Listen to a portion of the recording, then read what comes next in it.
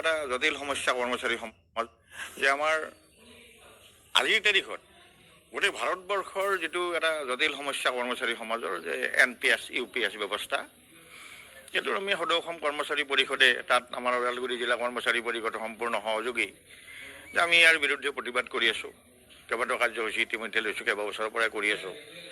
যে আমাৰ সেইটো স্পষ্ট ধাৰণা আৰু স্পষ্ট কথা যে NPS বাতিল কৰিব লাগে, OPS প্ৰৱৰ্তন কৰিব লাগে আৰু OPS প্ৰৱৰ্তনৰ জৰিয়তে একোজন কৰ্মচাৰী শিক্ষকৰ বিষয়াৰ তেওঁৰ অৱসৰী জীৱনৰ যিটো শংকাগ্ৰস্ততা, এই শংকাগ্ৰস্ততা আঁতৰ কৰিব লাগে। আৰু নিশ্চিতভাৱেই আজি আপোনালোকক ক'ব পাৰোঁ যে এই যিটো প্ৰতিবাদ, এই ব্যৱস্থাৰ বিকল্প নোহোৱালৈকে, NPS ব্যৱস্থাৰ বিকল্প নোহোৱালৈকে সদৌ অসম কৰ্মচাৰী পৰিষদে এই প্ৰতিবাদ, এই সংগ্ৰাম অব্যাহত ৰাখিব।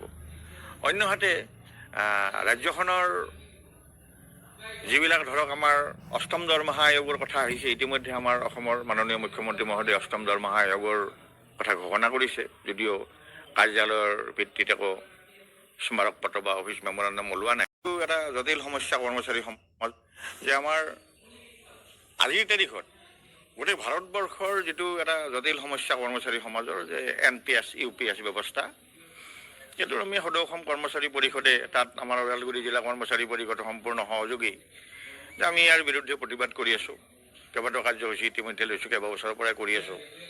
যে আমাৰ সেইটো স্পষ্ট ধাৰণা আৰু স্পষ্ট কথা যে NPS বাতিল কৰিব লাগে, OPS প্ৰৱৰ্তন কৰিব লাগে আৰু OPS প্ৰৱৰ্তনৰ জৰিয়তে একোজন কৰ্মচাৰী শিক্ষকৰ বিষয়াৰ তেওঁৰ অৱসৰী জীৱনৰ যিটো শংকাগ্ৰস্ততা, এই শংকাগ্ৰস্ততা আঁতৰ কৰিব লাগে।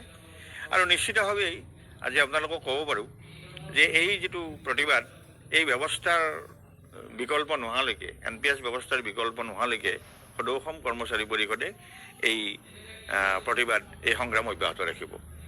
অন্যহাতে ৰাজ্যখনৰ যিবিলাক ধৰক আমাৰ অষ্টম দৰমহা আয়োগৰ কথা আহিছে, ইতিমধ্যে আমাৰ অসমৰ মাননীয় মুখ্যমন্ত্ৰী মহোদয়ে অষ্টম দৰমহা আয়োগৰ কথা ঘোষণা কৰিছে, যদিও কাৰ্যালয়ৰ ভিত্তিত একো স্মাৰক পত্ৰ বা অফিচ মেমৰেণ্ডাম সমাধান হোৱা নাই। আৰু নিৰ্বাচনৰ প্ৰাক মুহূৰ্তত এইখিনি সময়ত আমি অসম চৰকাৰ আৰু ৰাজনৈতিক মহলক আমি স্পষ্ট বাৰ্তা এটা দিব খুজিছোঁ যে অসমৰ কৰ্মচাৰী সমাজে পুৰণি পেঞ্চনৰ বাহিৰে কোনো ধৰণৰ গত্যন্তৰ কথা নুবুজে, নুশুনে, নামানে। গতিকে সোনকালে নিজৰ নিজৰ স্থিতি স্পষ্ট কৰক। অসম চৰকাৰক আহ্বান জনাইছোঁ, সোনকালে পুৰণি পেঞ্চন ব্যৱস্থাৰে আমাৰ কৰ্মচাৰী সমাজক সুৰক্ষিত কৰক। দ্বিতীয় কথাটো হৈছে ৰাজনৈতিক মহলে এতিয়াও তেওঁলোকে লগ হৈ এটা সঠিক সিদ্ধান্তত আহিব পৰা নাই। তেওঁলোকে চেগা চেৰকাকৈ যদিও কয় যে OPSৰ পক্ষত তেওঁলোকে কয় যদিও, কিন্তু কাৰ্যক্ষেত্ৰত আমি দেখা গৈছে যে তেওঁলোকেও কিছু উকা পিছলা কৰি থকা গৈছে। এইবাৰ নিৰ্বাচনৰ প্ৰাক মুহূৰ্তত অসমৰ কৰ্মচাৰীসকলে দাবী কৰে যে আপোনালোকৰ স্পষ্ট স্থিতি জনাওক, অনাগত সময়ত আপোনালোকে OPS ৰাজ্যত কৰ্মচাৰীসকলৰ বাবে প্ৰৱৰ্তন কৰিব নে নকৰে।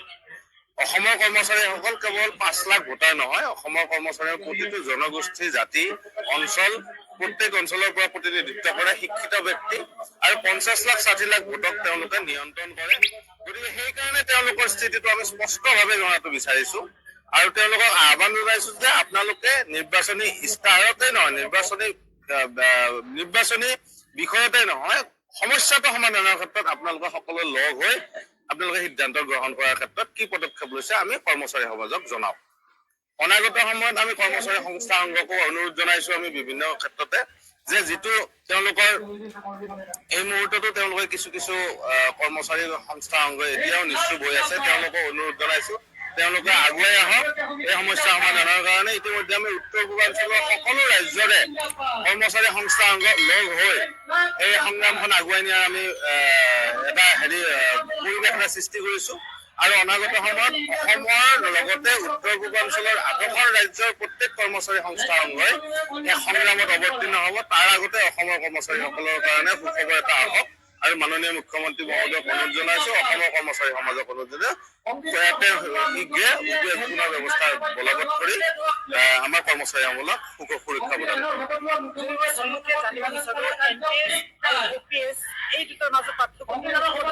স্পষ্ট কথা যে NPS হৈছে এটা বজাৰৰ লগত লিংক থকা এটা ব্যৱস্থা, যিটো কোম্পানী বিলাকে আমাৰ পৰা কাটি নিয়া পইচা আৰু চৰকাৰে দিয়া পইচাৰ ওপৰত বেপাৰ এটা কৰি তাৰে অংশ এটা দিয়ে। আৰু সেইকাৰণে সমাজৰ বিভিন্ন স্তৰত থকা আমাৰ অৱসৰী কৰ্মচাৰীসকলৰ অৱস্থা এতিয়া একদম দৈন্যতা হৈছে। আজি আহিছে অৱসৰীসকল, তেওঁলোকে 1200, 1500, 1800, 2000 পাইছে।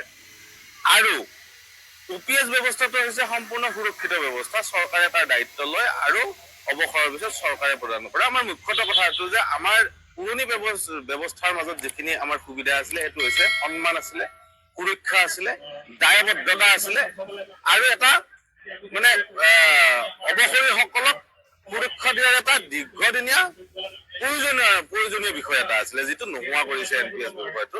UPS আনিছে, তথাপি UPS বিষয়টোতো আমি সন্তুষ্ট নহয়। এইকাৰণে আমাৰ যিটো ধন কৰ্তন কৰা হৈছে তাক দিয়াৰ কোনো ব্যৱস্থাটো নাই। ঘূৰিপকি একেই মাৰ্কেট লিংক ব্যৱস্থা। গতিকে মাৰ্কেট লিংক ব্যৱস্থাৰ লগত আমি কোনো ধৰণৰ আপোচ কৰা নহয় আৰু অনাগত সময়ত আমি পুৰণি পেঞ্চন ব্যৱস্থা যেতিয়ালৈকে বলবৎ নহয়, আমাৰ এই সংগ্ৰাম চলি থাকিব। নিৰ্বাচনৰ প্ৰাক্ষণত আমি আমাৰ কৰ্মচাৰী সমাজে অনাগত ভোটত বেলত ভোট দিব, তাকে আমি আজি এটা সিদ্ধান্ত গ্ৰহণ কৰিছো। অনাগত সময়ত আমাৰ কৰ্মচাৰী সমাজে যেহেতু নিৰ্বাচনত সকলোৱে অংশগ্ৰহণ কৰে, বিভিন্ন কাম কৰি থাকে, গতিকে তেওঁলোকে বেলত ভোটেৰে ভোট ফৰ OPS প্ৰদান কৰিব আৰু তাৰ প্ৰাক্ষণত ৰাজনৈতিক দলসমূহে নিজৰ নিজৰ স্থিতি স্পষ্ট কৰক। শেষত আপোনালোকৰ এই অনশন কাৰ্যসূচীত চৰকাৰী বিষয়ববীয়া বা সংশ্লিষ্ট বিভাগৰ কোনোবা সঁহাৰি কিবা জনাইছে কিবা কৈছেনে? আৰু যদি তেওঁলোকে সঁহাৰি নজনায় তেন্তে ভৱিষ্যতে নেক্সট পদক্ষেপ আপোনালোকৰ কেতিয়ালৈ এই অনশন কাৰ্যসূচী অব্যাহত থাকিব বা কি পদক্ষেপ ল'ব? আমাৰ এইটো প্ৰতীকী অনশন কাৰ্যসূচী আজি এদিনেই আছে। আমাৰ 100 মান ব্যক্তি হৈছে। অসম সচিবালয় সন্থা, মুৰব্বী বিভাগীয় আমলা সন্থা, junior college teachers association, Assam ৰাজ্যিক প্ৰাথমিক শিক্ষক সন্মিলনী, অৱসৰী কৰ্মচাৰী শিক্ষক সংস্থা, চতুৰ্থ শ্ৰেণীৰ কৰ্মচাৰী সন্মিলনী ইত্যাদি সংস্থা সংঘবিলাকে এটা প্ৰতিনিধি আছে। আৰু এতিয়ালৈকে অসম চৰকাৰৰ কোনো সঁহাৰি নাই। আৰু আমি নিৰ্বাচন কেন্দ্ৰিক আমি সংগ্ৰামৰ কাৰ্যসূচীটো গ্ৰহণ কৰিছিলো। গতিকে ইয়াৰে ৰূপটো আমাৰ ইয়াতে ফলাফলটো নিৰ্বাচনতে দেখা পাব।